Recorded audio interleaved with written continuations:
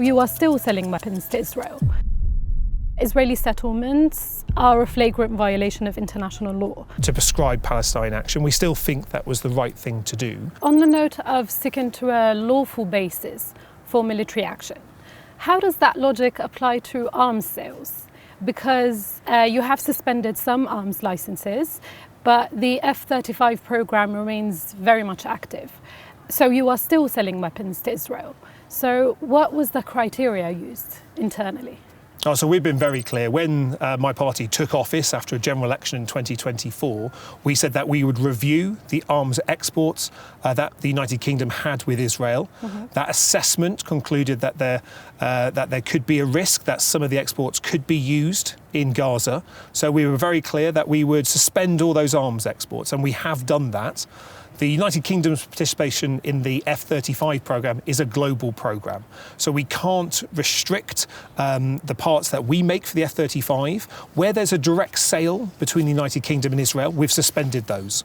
I think that was the right decision to take, because what we've seen in Gaza was unacceptable. Far too many women and children in particular being killed. That's why the United Kingdom has made the stance that we would suspend arms exports, but we've done more besides.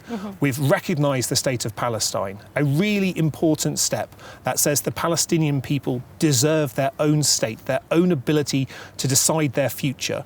We've also restored financial support for UNRWA, a really important part of making sure that the Palestinian people get the support they need. And we've put pressure on Israel to say, not just do we need a ceasefire, but now we have a ceasefire, it needs to be one that allows aid in at huge scale and a movement towards a two-state solution. So the people of Palestine can finally get a country that can be viable and secure, that sits alongside Israel, who can also be viable and secure, because ultimately that's what we believe is the only lasting solution to the conflicts that we have seen for far too long.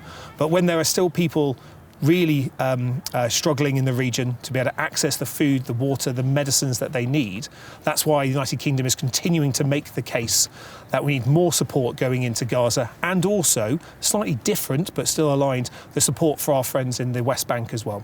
Why not impose harsher restrictions then, like Spain or Belgium? So we have already sanctioned a number of Israeli ministers, especially those that have been encouraging really quite significant violence or attacks on Palestinians in the West Bank in particular there. But it is something we keep under review. What we have to do here is use the levers available to us to have the maximum impact.